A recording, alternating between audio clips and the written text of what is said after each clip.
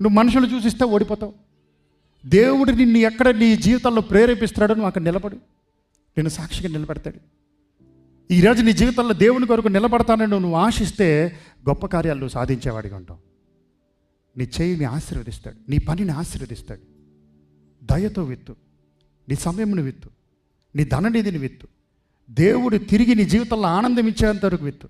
నీ ఆశీర్వాదాలు, నీ అవసరతలన్నీ సమృద్ధిగా అంతవరకు విత్తు.